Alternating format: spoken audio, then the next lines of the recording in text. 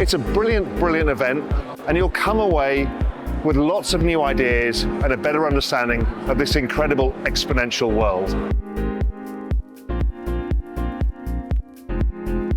You get to speak to the smartest people like you trying to figure this out, but also the people on stage. They're the experts. So we get all of that, all in one place, in Singapore. What more can you ask?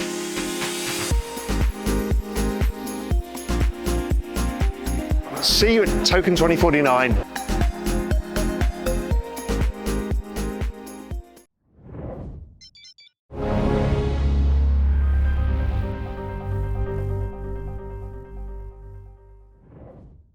Hello out there and welcome to another edition of Macro Mondays. My name is Mikkel Rosenvold and alongside me I have apparently another management consultant, judging by our shirts today, laying out the world of macro.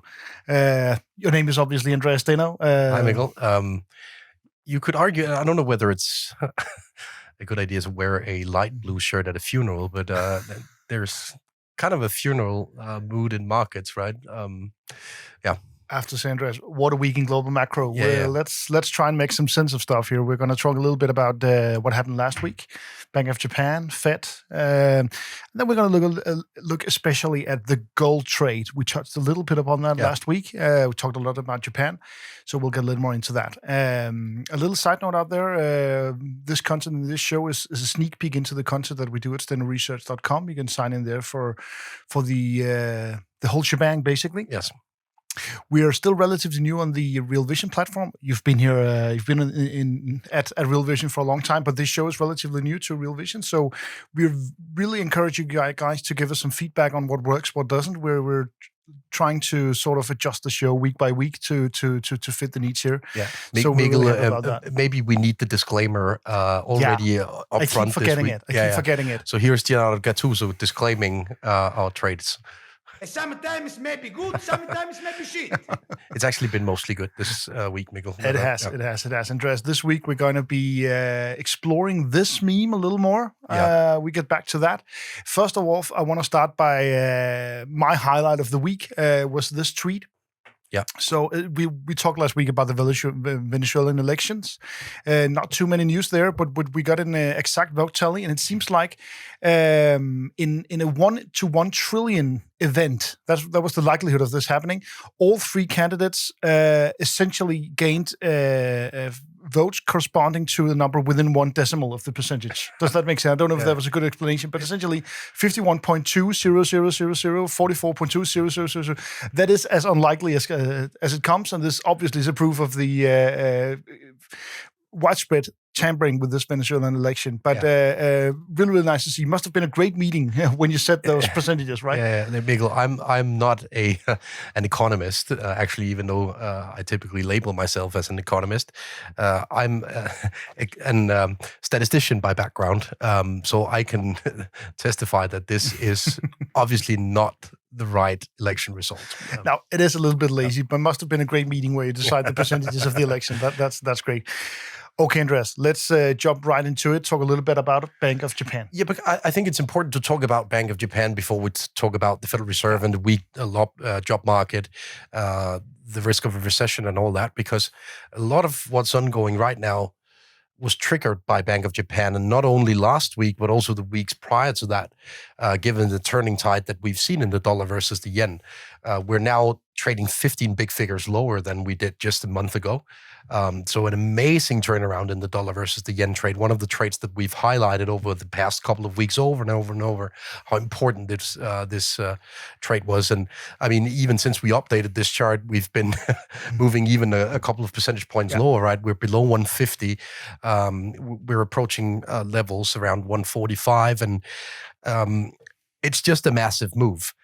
And this is a testimony to the importance of risk management in a situation where one of the prevailing trends over the past year suddenly turns around in a matter of weeks. So last week, we basically did a whole show on the importance of looking at positioning now that the dollar-yen trade turned.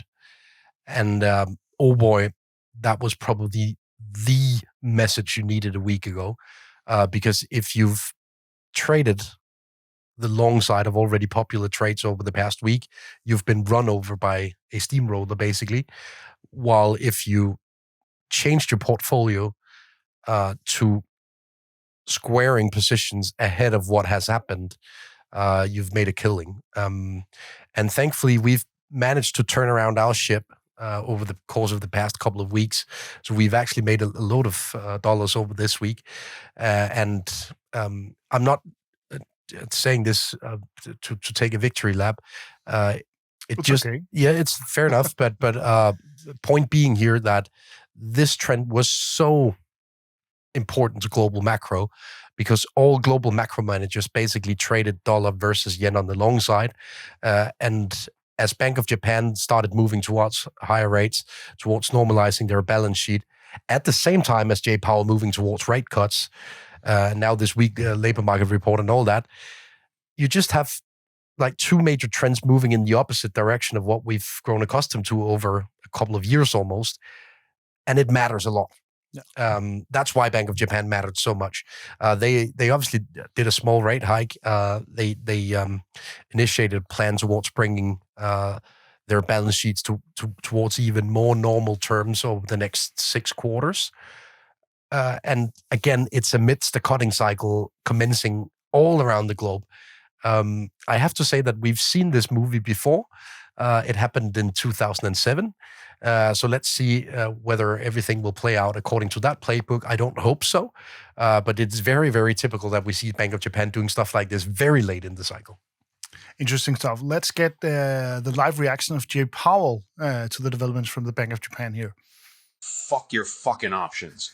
Fuck your fucking zero DTE calls. Fuck the economy. Fuck inflation. Fuck your soft landing.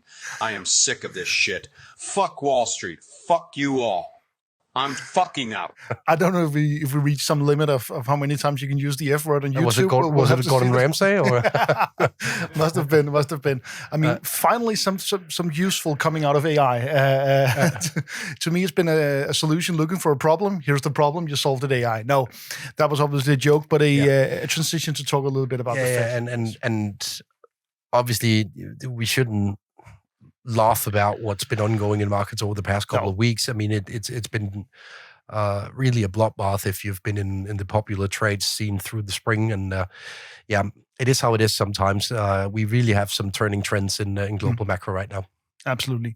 Let's talk a little bit more about the Fed, Andreas. You did this sort of a matrix on how various assets usually perform in the cutting cycle, because the trend is that we're moving into a cutting cycle from the Fed.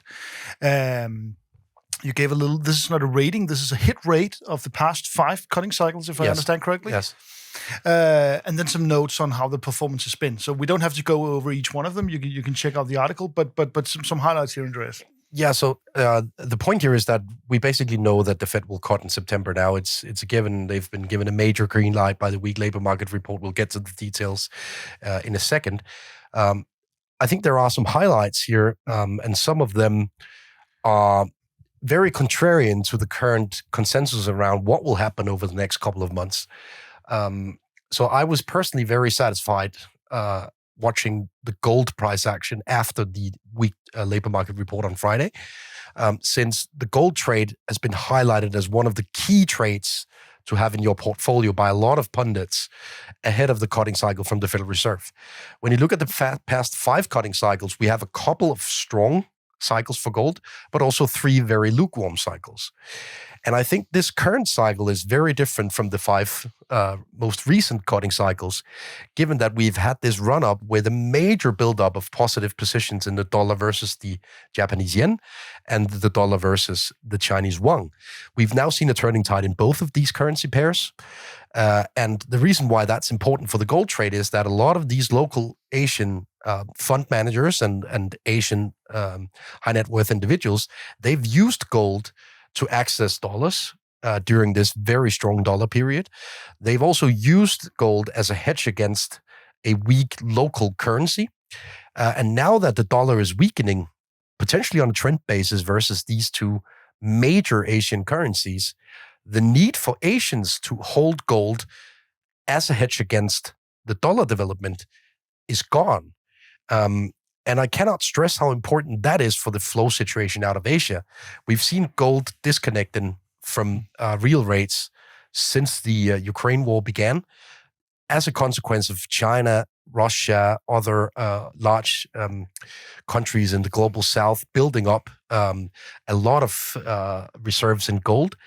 But if the dollar weakens on a trend basis from here because of Federal Reserve cuts, etc., you will not get the typical playbook in gold and silver, in my opinion, because of this major buildup ahead of the situation this time around. That's not something you see ahead of the cutting cycle typically to the same extent. So, let's see where it takes us. We've been leaning short on metals. It's been one of the key performance metrics in our portfolio. We made a lot of money on copper. We made a lot of money on silver. And now one of our key bets is being short in gold. And I think that will be a very interesting trade for the next couple of weeks. Also, as gold is one of the most popular trades out there among macro hedge fund managers in the West. Sorry, I'm ranting here, Mikkel, but you can kind of sense where I'm going. You want to unfuck your shit? This is live. Yeah, that's being recorded. Hey, listen, if you want to unfuck your future, then come and join us in the Real Vision community. Incredible platform, amazing content, some of the smartest people in the world, and amazing tools. And guess what? It'll cost you nothing. Come to realvision.com. I'll see you there, and let's help you unfuck your future. At the same time, we've had a lot of good feedback on copper, Mikkel. And before we get to the charts on copper, I'd like to get you, because we've had a pretty interesting week in Chinese politics.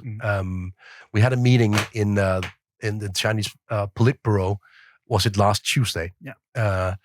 And there are some signs that are actually trying to bring some actual ammunition to the party here, if you know what I mean. I think so. And this is sometimes what happens. We had the policy plenum a couple of weeks ago. Initially, it seemed like we weren't going to get any substantial easing of monetary policy, but we might see some actually stimulus now. And these things were most likely decided in the policy plenum, but it's only being released slowly over the coming weeks or becoming public knowledge over the coming weeks. That's sometimes what we see.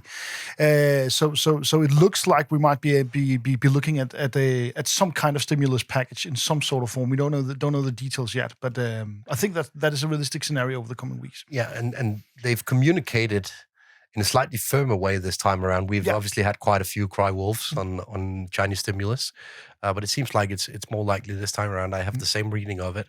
And one thing that's worth noting in terms of this copper trade, we've basically taken profit in it, and we flipped it in option space, worth mentioning in full transparency. So we're long copper in options and we're short gold in options. We've seen a turnaround in the copper cathode premium from Yangshan to London Metals Exchange, the London Metals Exchange. And the point here is that through May and June, we had major economic incentives for the Chinese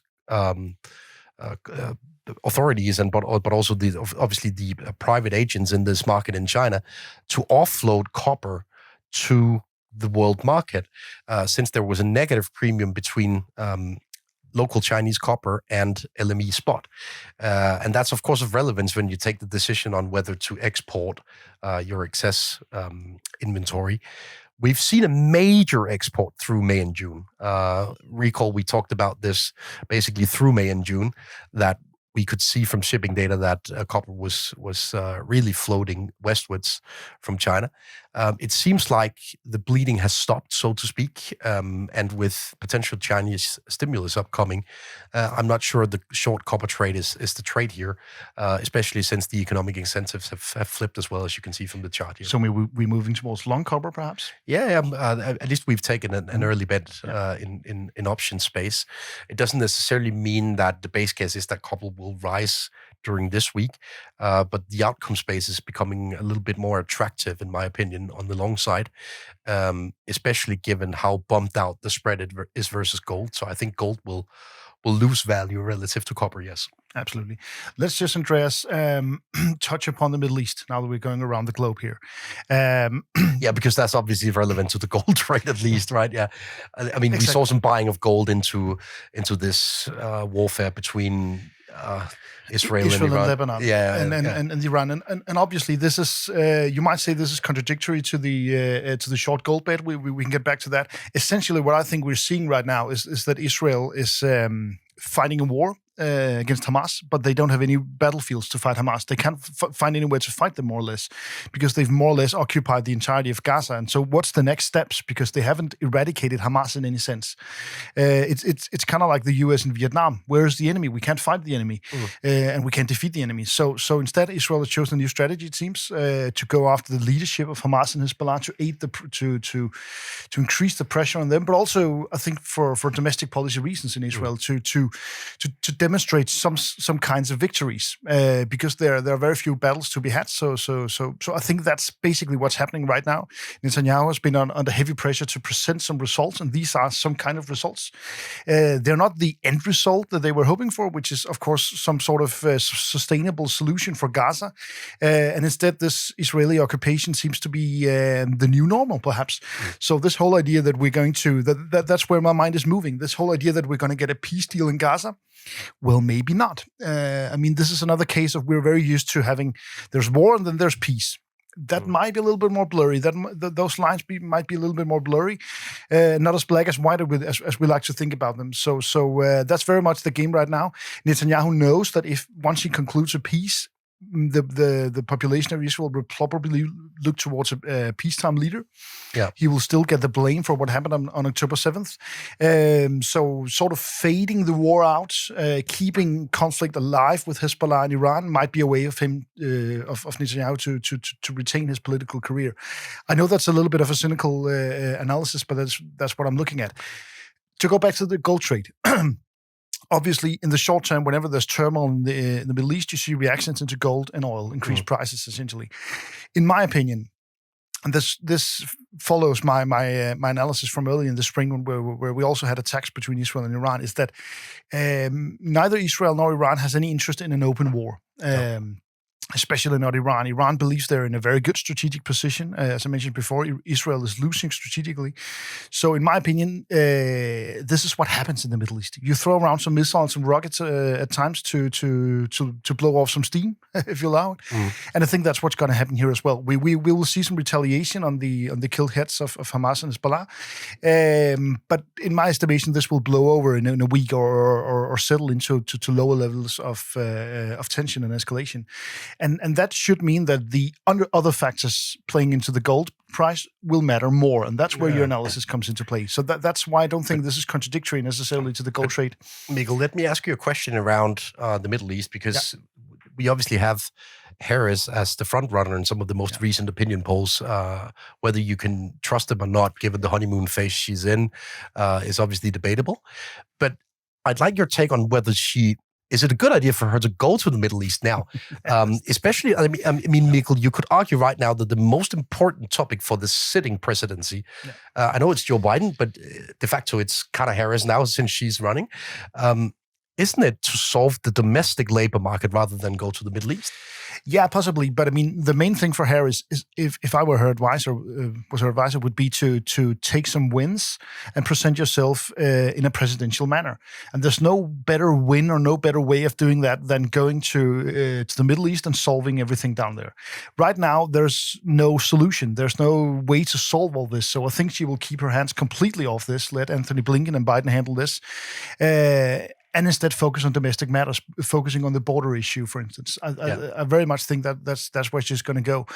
She's had an incredible start to her campaign, making up a lot of the ground that Biden lost. So, and potentially we're seeing some movements on trade policy as well. We can get back to that next week. We're seeing some openings on the chips embargo against China for select U.S. allies, maybe some openings to the entire trade question. We'll look more into that for next week. It's still early days on that. Yeah, but I mean, at least what we hear from anonymous sources within the Biden administration is that they'll take a slightly more conciliatory approach to the Netherlands, South Korea, and Japan, because they basically provide China with parts of the supply chain around chip manufacturing. So I agree with you, but also something to keep in mind for that China trade, right? I think it's so important that the dollar is weakening versus the Chinese currency right now after quarters of pressures in the other direction. And if the Biden admin towards the election date allows for just a tiny softening of that stance versus China, it's really good news for the China trade, also the Chinese currency trade.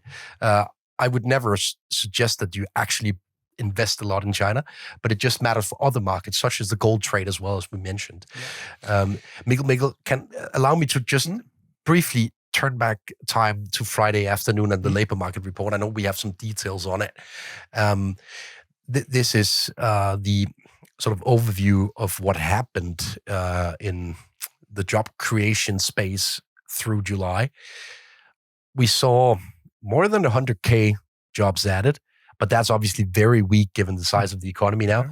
It's not enough to keep unemployment where it is. So we'll see unemployment ticking up. I'm not saying that this will be a massive tick up in unemployment, but on a trend basis, it will tick up a little bit here, which is exactly what Jay Powell and his ilk started communicating last Wednesday, that the dual mandate inflation and the labor market is now back in focus. They've been focusing on inflation since the pandemic, basically, or at least after the pandemic was sort of solved from a labor perspective. And now they're back focusing on both, meaning that this kind of job report, it's major green light for them to cut interest rates. And what will happen is that they'll start cutting interest rates with inflation at 3%. Obviously, there is a risk that inflation will go a bit lower here as a consequence of this slowdown and what have you. But my base case is now that they'll cut substantially into an inflation picture that is not fully solved, and into an economy that do show some early signs of life beneath the hood. That's what we've been trying to say over the past couple of weeks, that if you look 6 months forward, there's actually a decent probability that we'll see an increasing momentum in manufacturing and so forth.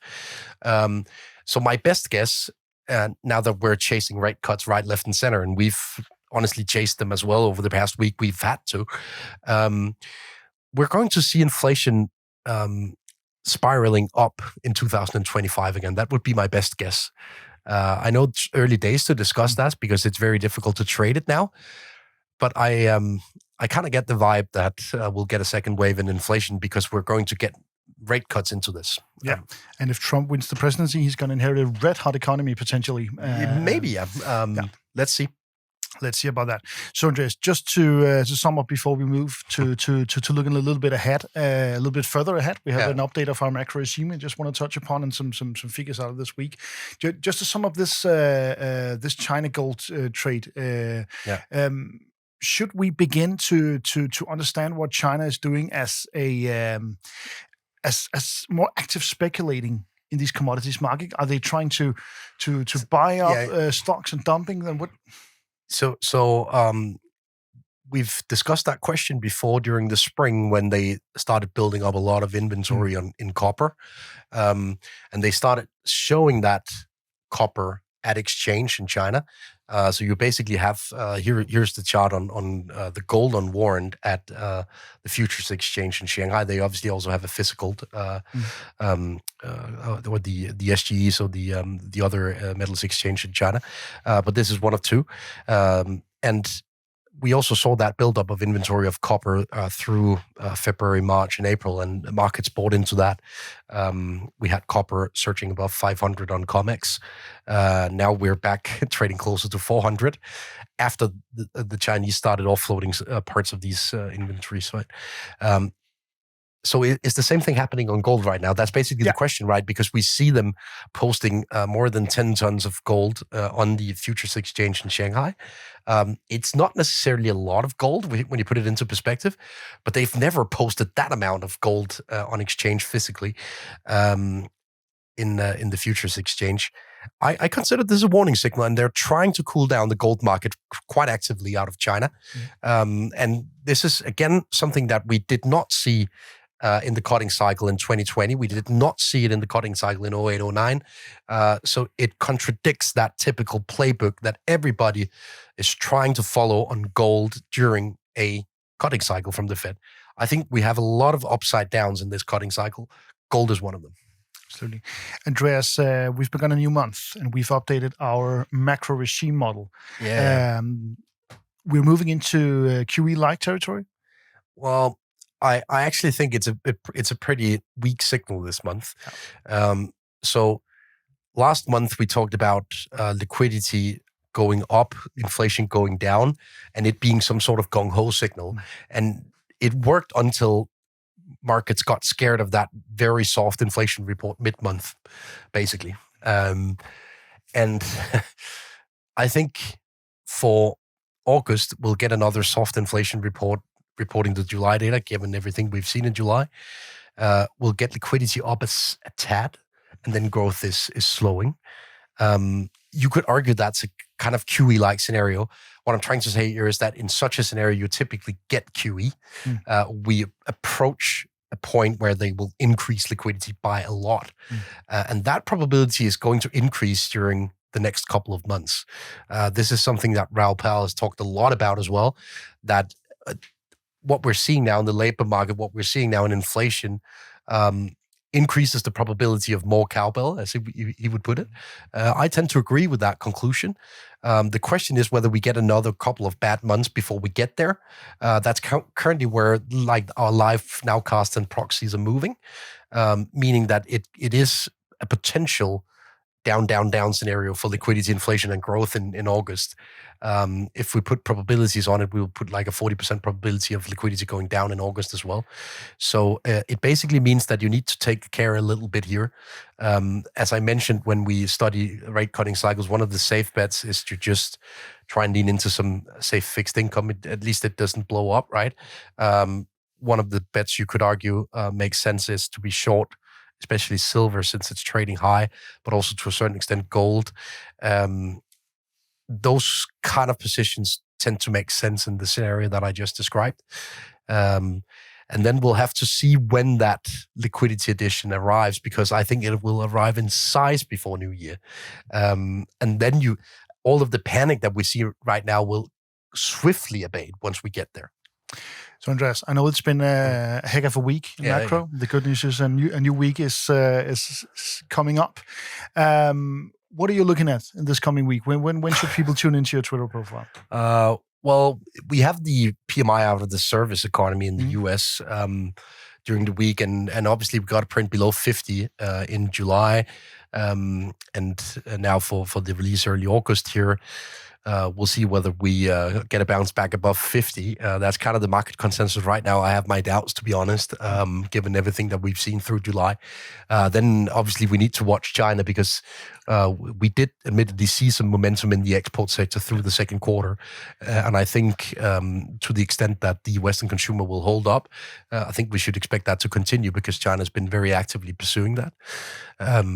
So again, this speaks in favor of the dollar being weak versus Asian peers, stressing and underscoring the lack of a need to hedge that dollar risk in gold in Asia. So those are the two key events.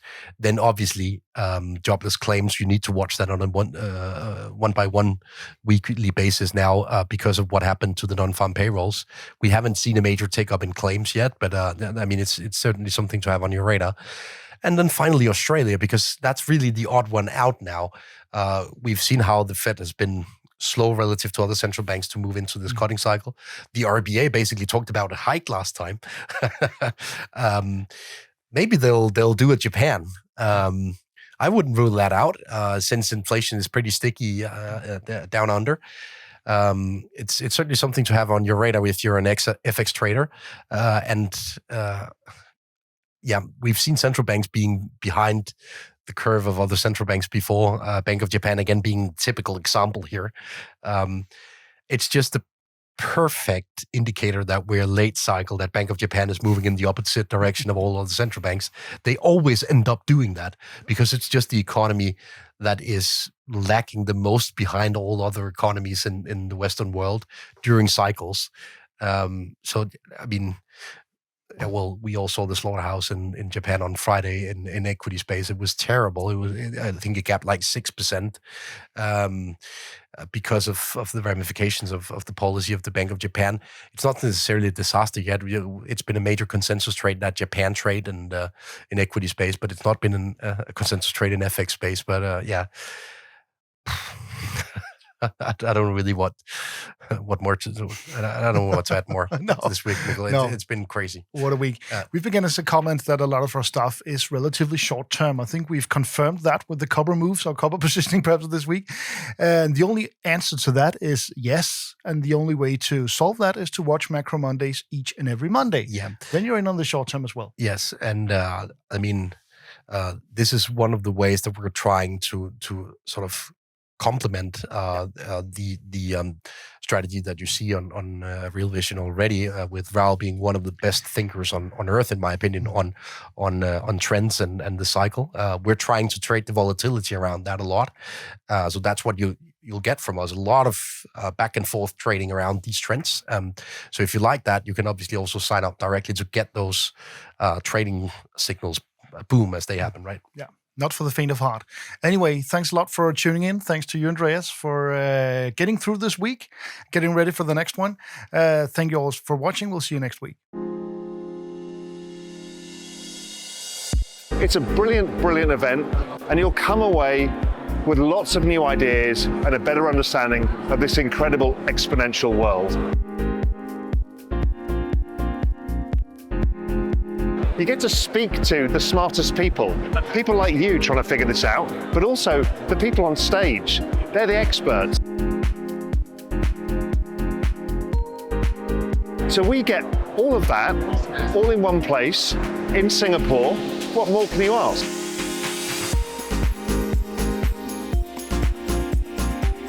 See you at TOKEN2049. We hope you enjoyed the video. At Real Vision, we help you understand the complex world of finance, business, and the global economy with in-depth analysis from real experts. Join the revolution at realvision.com.